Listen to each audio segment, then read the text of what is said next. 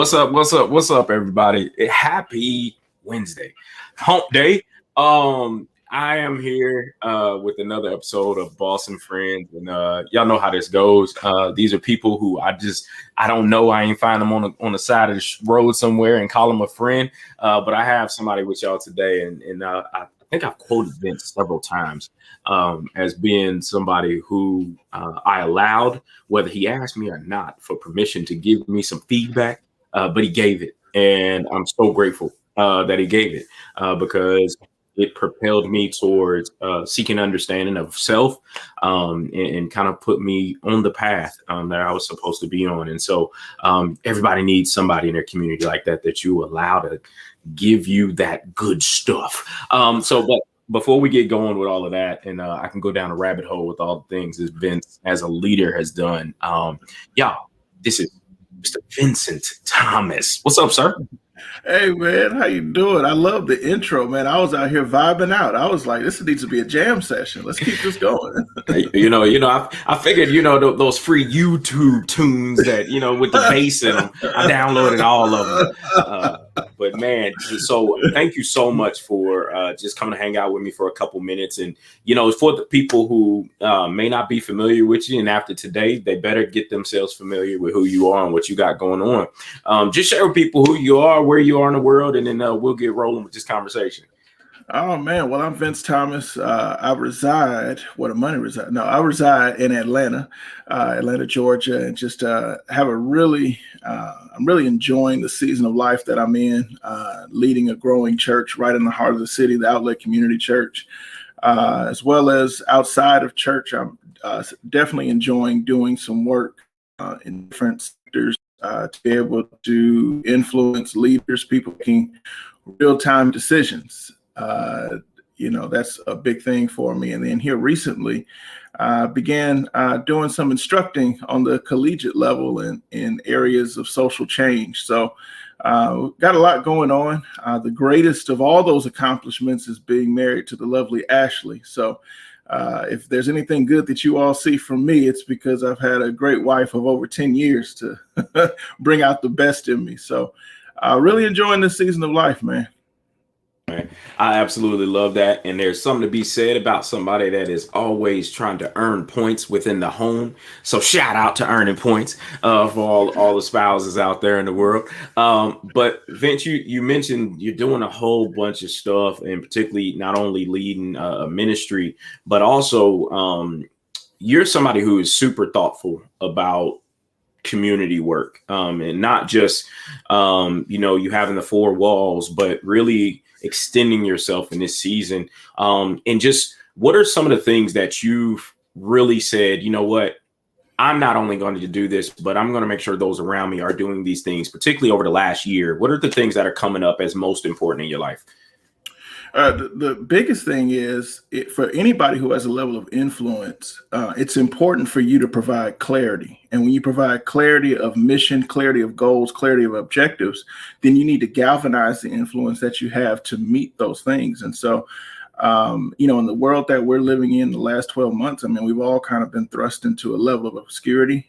Things, plans, system structures were all really built for work pre-COVID.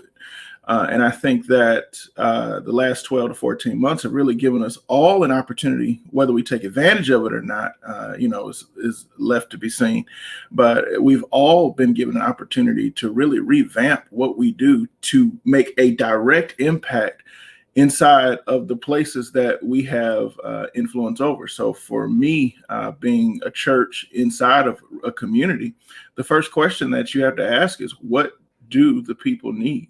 And then, see whether or not you have the manpower within your own sphere, or maybe what we've seen through this time is the power of collaboration. No one has ever won a championship on their own. You need a team. And so whether that's people that are directly a part of your organization, or if they're in the area around, I think in the last year, we've just really leaned into our community partnerships and got rid of, shout out to Lawrence here, got rid of egos, no egos, and work together to say, how can we help people regardless as to who gets the credit? Let's make sure we get the work done. And it's funny. It's funny you say that, particularly around the no ego part, because doing the work that you do, right, in the ministry and community, in the higher education, it really is had to be. And I've really seen in all the spheres and the communities I'm a part of, if you're trying to run by yourself, generally you talk, the quote is, if you want to go fast, you go alone. If you want to go far, you go together. But I've been finding those people who want to go alone, you going slow and you getting left behind, because Yeah. it's not what we were meant to do, is to do life alone. We were meant to do community together. And those who are choosing to shelve the ego are and find the communities that make sense in the seasons of life that they're in, they're like, I mean, shooting out like a rocket ship. And so are you seeing some of that growth and some of that quick maturation when you've partnered well? Well, the work has had quick growth and the work has had quick maturation as it relates to the individual entities. I think that there has to be an understanding of what is the climate. Often, I think it was Abraham Maslow that said that if all we have is a hammer, then everything looks like a nail. And so what I'm noticing is that companies, businesses, churches are doing things the way they've always done them. But the thing is that the climate has shifted, the climate has changed. And so while people are, the human nature side of us wants to see an immediate result. I mean, that's why we do get rich schemes. We want to see immediate returns on investment, but I don't think this is a season of immediacy. I think this is a season of maturity. And so most people want to grow and go faster when the climate is saying, no, you need to grow deeper. You need to develop your root system. You need to develop and really grow in your anchors. And so it takes a level of maturity to be comfortable with, this is my wheelhouse and I'm going to get good at my wheelhouse. And when it comes time to get back into acceleration mode, which we all enjoy, you'll do it from a healthier place as opposed to, what we'll see what happens.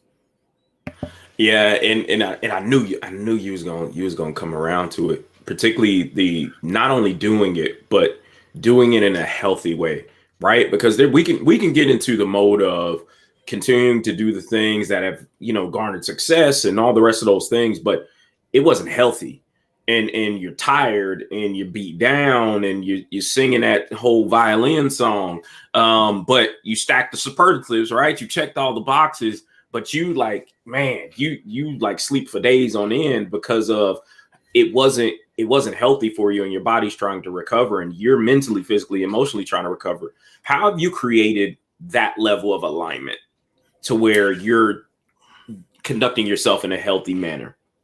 Yeah, I think we can only create what we operating at within. So it had to be within me where you get comfortable with, this is all I can do. Everybody has their idea of what you can and what you should do. But for you personally, you have to say, this is my, in the words of Lawrence Henderson, this is my bandwidth, right? This is what I'm able to facilitate, and be okay with that. Maybe it's not as much as you used to. Well, maybe you were, getting an internal need met by adding too many things on top of your plate, as opposed to saying, here's my bandwidth and let me do that well. So when that became a practice in my own life of saying, these are my limits. I think all of us need to establish our limits. Our limits help to communicate our humanity. Listen, you may want to portray that you're this superhero, but you're human first. And you need to communicate to others. People want a leader who is human. They don't want a leader who is unattainable. And so first, it's, this is my limit. And then what you do is for those who will listen, for those who ask and give insight, then you create opportunities for people to set limits themselves. And then say, okay, within these limits, what do we have? And then that helps to shape your modus operandi from there. You throwing out them big words, our modus operandi. But no, I love that, particularly, our limits, like give a glimpse of, our humanity. And really one of the things in the seasons of life, transitioning from 2020 into 2021, just the thing that, sat with me in prayer time and meditation of what the future would look like for Boss, for my family. It was really one of those things. And talking to my wife is like, just because I can doesn't mean I should. And that it was all around capacity, it was all around bandwidth, and it was all around alignment of things. And it was like, again, we are all super skilled. We're all able to put things on our plate in this buffet of life. But just because you can doesn't mean you should. And so for you, how have you put those parameters in place, right? Because I know you said it, right? Our limits help to communicate our humanity, but how have you stopped yourself? Like, let's keep it 100. Like, how have you like stopped? Because you see something wrong that you could do. How have you stopped yourself? So you first have to answer the question of the whole. Like, how many hours a week do I have to give overall? I mean, like it's similar to budgeting finance. How much money are we bringing in? All right. So that's all that we have. So now I then have to, and man, all these Lawrenceisms are coming up. So you might have some Vinceisms. I have some Lawrenceisms. All right. And we want to talk about values, right? We want to talk about values. So what do I value? So I then have to do it on the standpoint of I'm a high relational person. So I need to make sure that my relationships are intact. My most important one, of course, is with the Lord. I'm a man of faith. I am not going to be shy about that. God has opened doors for me that I could not have opened for myself. So I owe him my life. So that means that, all right, on that whole piece of the pie, I've got time to spend with him that is consistent, that is daily. The second area is I love my wife. I love her. You know, there is no me without her. So I've got to build in time for her, quality time, not just, you know, she's around, but some heartfelt communication time. So now that's already a few hours of that overall chunk that's being taken down. Well, then I have to ask, what are my primaries and what are my auxiliaries? So right now, my primary is my church. That's going to take the majority of my time. So even though I am a self-employed individual, I still have office hours. So I build in those office hours to that overall time. Well, then I have a consulting firm that needs to do work. So we build in time there. And then I'm a teacher that also has to prepare lessons every week. So those are my primaries. And then from there, what is important, I believe everybody needs to have a 24-hour period of time in the week that you do what puts life back into you. You do what you enjoy. For me, that's golfing. So I'm going to get out. I'm going to have date night. I mean, these are things that are as important as meeting with a client, because the state of your business is only going to go as well as the state of your soul. So if my soul is damaged and I'm burnt out, well, then there goes not only my businesses, but also those that I influence. So I make those of high priority. What that has done is it's caused me to say no, and it's hurt me to my heart to have to say no to individuals that I love, that I care for. But in this season of my life, I know that I cannot add on more, or else it's going to cost me somewhere else. And from there, it's just allowed me to have a life at ease. I love that synergy, right? In really getting honest with yourself of what's the impact of me choosing to do these things, right? Because most of us, again, you don't go that far. You could say, you know what, you talk yourself into things that you know you don't have the bandwidth for, but then the continued conversation of what am I sacrificing as a result of doing this thing? And I think that from a self-awareness, self-management perspective is something that if 2020 didn't teach you, you need to get good there and really begin to like protect yourself. And there was a post I did the other day, which is like, you got to protect the asset. You can't spread yourself across these many things. And the one thing that really comes up for me is the phrase and the term work-life balance. And what I've come to understand is all we're doing is figuring out what's the priority and really stacking it that way. And like you said, be unapologetic about it. Like you can get to the things that are important and the other stuff. If you get to it, yay, thumbs ups and smiles. But if it takes so much away from you that you're not being impactful to the things that you're supposed to be doing, then what was it for? Right. And I think one of the things that I'm loving, particularly around in this season of life, is people falling back in love with themselves as it pertains to not looking for approvals from others, right? It's still a bunch of that, right? It's still a bunch of the cancel culture stuff. It's still a lot of that. But I know you to be a person. You love Vince a little bit. How do you do self-management? I want folks to know, like, people like you are different. You're a different breed when it comes to self-care. You got golf and all the rest of these things. But how do you build up a habit of saying yes to you? One day at a time. And I'm talking as if this was instant. I'm really speaking to you from a place of 6 years of trial and error, and a lot of times there were moments of more error than trial.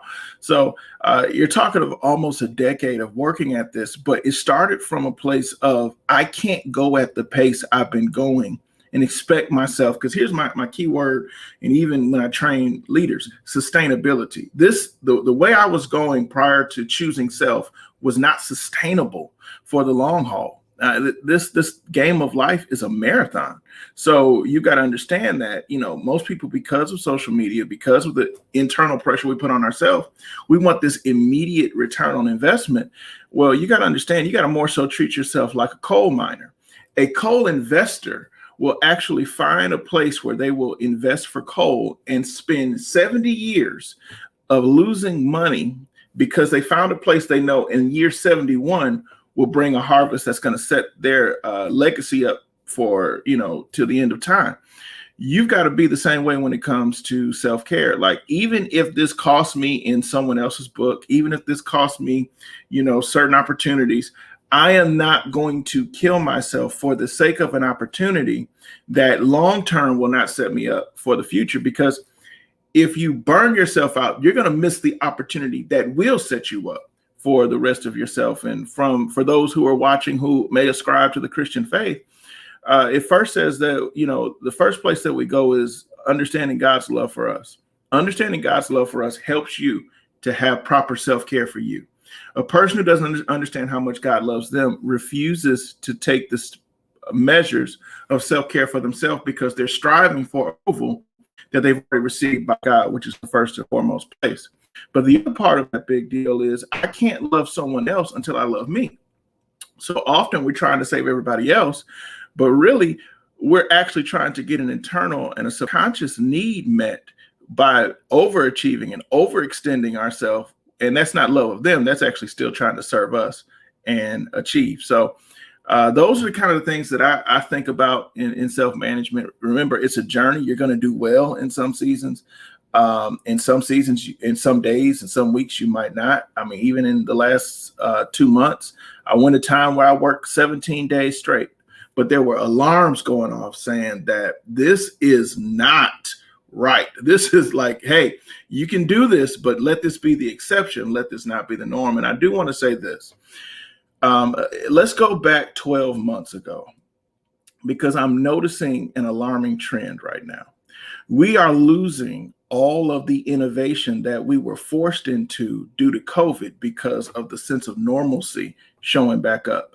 I want you to see how simplified your life was 12 months ago and ask yourself, have you started adding busyness back because of a damaged sense of self? So I just wanted to throw that out there, because I'm noticing people are losing all of the good that came from these last 12 months. I need you to run that back.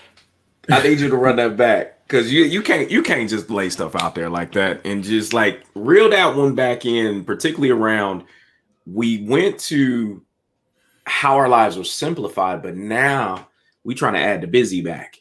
Because I feel like I missed out. I feel like the last 12 months set me back. If you understand, and again, everything that I do comes from a biblio-centered, Bible-centered perspective. I don't care what anybody says. The Bible is the book for me. It should be for you too. But in the Bible was more of an agrarian society. So when you understand an agrarian society, you understand that there are seasons, and different seasons require different methods, but all the seasons are for the production of fruit. So what we have to understand is, as a society, a global society, we entered into the first time of a winter. It was a global winter, and winter is not a dead season. Winter is a season for underneath the surface. There's some root systems that have to be repaired. There's some ground that needs to be left at rest. And so this ideology that's being perpetuated is that, listen, if y'all not out here doing this, if y'all not out here doing that, listen, what are you supposed to do and run your race? Don't let the anxiety that somebody else perpetuates cause you to live in a state of anxiety.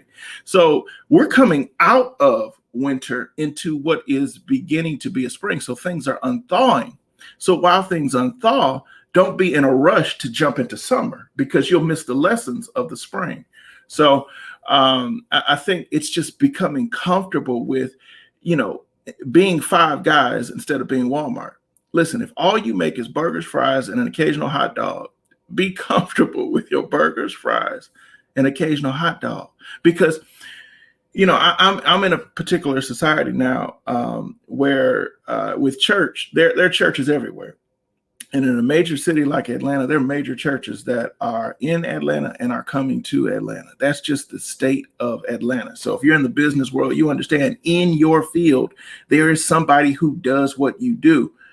But what you have to get confident in is there's a segment of people who need what you do the way that you do it.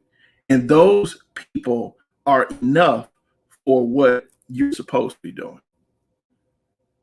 And man, you're that message right there is so aligning to the reason why I wanted to talk to the people that I hang with, because I wanted to expose people like, yeah, I didn't get like this by only hanging with me. I know people who know people and who got access to not just information, but living things out, and you're sharpening your sword by building a capacity, particularly to understand seeing this past 2020 as a season of life. And that's something that I always tell people is like, put things in perspective, manage the emotion properly. And what is it telling you? What is the season allowing you to be able to do? And I love that concept of a winter and growing your roots and things happening under the surface, because I could tell you, man, the roller coaster of emotions from 2020, me kicking off my business, full-time entrepreneur, like I that wasn't in my business plan, that a global pandemic was going to happen and social injustice. Like I didn't have that as in a part of my SWOT analysis. that wasn't present. But the opportunity, when the threat was presented, what did I see as opportunity, and how did I shift and put things in perspective versus, you know what, I'm going to press pause. I'm just going to sit. I'm going to wait till we're able to get some shots and wait to, like you said, add back some of the stuff that was causing us to be busy. Because I think one of the greatest gifts that season of life did was begin to take stock and evaluate what I was doing and if it needed to even be pulled forward. And man, it freed me up something serious. I don't know about you, but it freed me up something serious. It was just stuff just because I could, right? And so when you think about just what you said, right, it doesn't matter how many people are in your industry, because you're you, right? The mold, I always say, the mold got broken with me. But for you, where's that confidence come from that your people are going to find you, the community is going to find you? Because you got some people listening, right, on the sides of ministry and business and all the rest of those, that I always hear, oh, the market's so saturated. So you're still you. How did you get that confidence? I know we talked about self-management and some other things, but what are the principles? You got the Bible, you got Jesus, but when it comes down to it, what is Vince saying to Vince to keep you honest in that headspace? I started with nothing.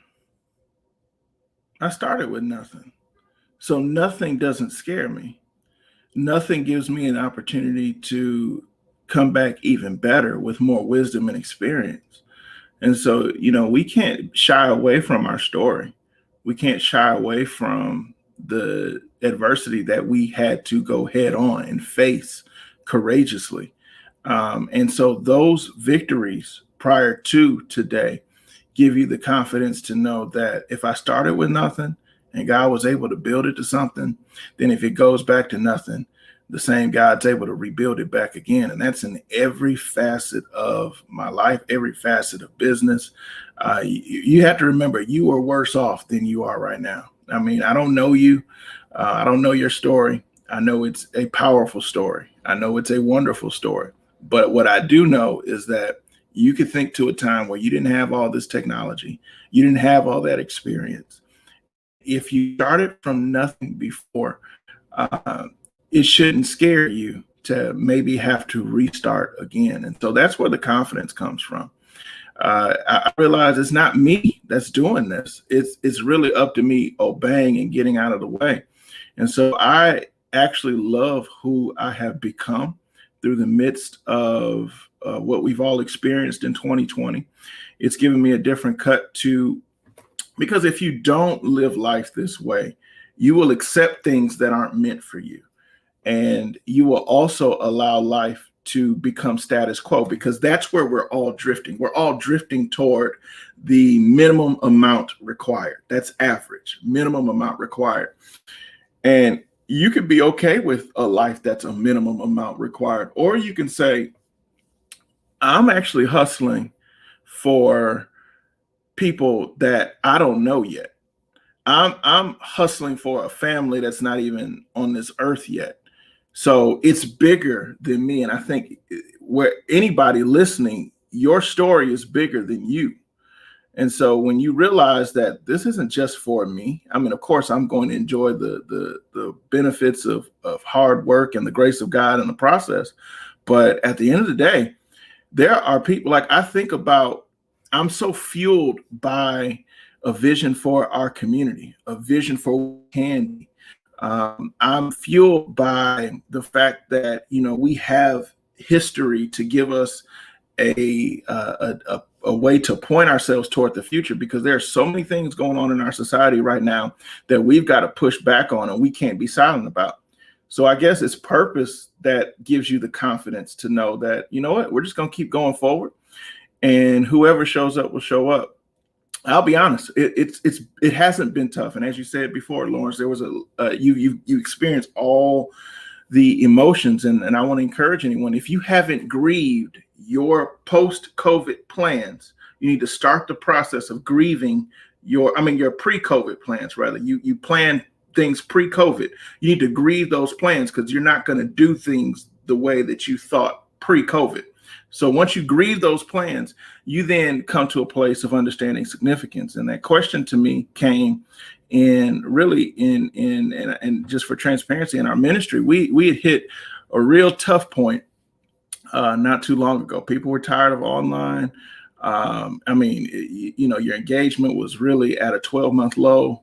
And those things to a business owner are red flags. I've got employees now. We're preparing for things for the future, trying to figure out what investments are we going to make. But now the people in which you're serving have stopped engaging. So you're thinking, is this the end? And I was driving and I said, Lord, hey, we got families that are dependent on us, hitting our spots and hitting our targets. What do I do? And he said, Vince, I want you to answer this question. How many people are you doing what you're doing for to consider the investment that you're making into your community worth it? How many people will it take? And I sat there and thought about it for a minute. And he asked me, he said, would it be 10? And I knew he was being rhetorical. The answer was, if one person's life was transformed, then all of the resources that we expend to do the work that we're doing is worth it. Because if I said 10, what's the difference between 9 and 10? One person. So just having the confidence to know that if your business is touching one life, if only one person watches your post, if only one person engages with your product, it was for them. And be content with that. And from there, I've just seen things just double. I mean, it just happens in life. Sometimes people stop engaging to turn around and say, all right, we all back. So everybody's all back now. So I'm happy. We kind of move from that lesson. I love that. And what I like about that in particular is just the moment of, you just had to frame it. You had to reframe, and that's something in coaching we always talk about it, particularly around mindset, and again, and really, how are you processing the picture in front of you? And again, we always say it's picture is worth 1,000 words, but what words are you using? And so those are the things that, and I love that that you reframed it and went to the source, right? In your Heavenly Father. And again, I, as a believer myself, just really digging in spiritually around, what's that look like? Am I framing and am I crafting the right words to see this that has outcomes that are in support of the mission, vision, and values of what it means to really do kingdom business well. And so, Vince, man, I appreciate you for coming to hang out with me for a little bit. So I'll scroll some of your contact information around, but how can people get a hold of you, the outlet community, and all the rest of that? All right. Well, I'm for the Outlet Community Church. We're a one-stop shop. So if you type in theoutlet.cc, theoutlet.cc, you'll be able to have access to all of our content. I believe in giving things away for free. I know that is completely antithetical to a business model, but I just believe in, if you can empower, equip, develop, and deploy leaders into the world, our world will be a better place. So I count it an honor if you were to just take a look at the resources that we have available. Recently, we've added an additional digital library with 20,000 hours of material, of content, you name it. If you have questions, it's a free subscription that we're giving away to really the entire world. God has blessed our ministry to be able now to provide content to people no matter where you are. You don't have to be a member of our church. We're not that kind of place where you need to be. Listen, God has blessed our church to be a blessing to people. So wherever you are, even if you're skeptical about your faith, I want to help you. I want to come alongside you. You can follow me personally on Facebook, Instagram, Twitter, and LinkedIn. It's all the same, Vince Thomas Jr. And I just believe in giving you tips for life, relationships. I want you to laugh, have some fun, but just know that at the end of the day, we are here to help, to come alongside you, to support individuals, businesses, companies. I am so honored and blessed to have people like Lawrence Henderson in my life who are really the example. What Lawrence will not say, but I will definitely say publicly, I would not be doing what I am doing today if it wasn't for Lawrence Henderson and his wife Japri, who through prayer, support, they're the ones who have launched me. So when you hear of coaching, and like Lawrence said, whether I asked him or not, he provided a level of coaching and leadership to get me from being stuck in complacency to where I am today. And I experienced life that I'm experiencing today because of people like Lawrence and what he's offering through Boss. That, he said, hype my business, but at the end of the day, y'all need to support Boss and what Boss does. Lawrence is the real deal. So it's just an honor to be here. And thank you for the invite, Lawrence. My absolute pleasure, and appreciate the plug. But like I said, anybody who knows me, you don't get a plug unless you family, and it's all about alignment for me. And so real recognize real. So y'all, thank y'all for hanging out. Those who saw this live, if you're watching the replay, hashtag replay in the comments, but make sure y'all connect with Vince, the outlet community, because they are a resource for the community. So until next time, we'll see y'all Friday with another Boss and Friends episode. And until then, be well, wear a mask, wear a mask, wear a mask. We'll see y'all soon.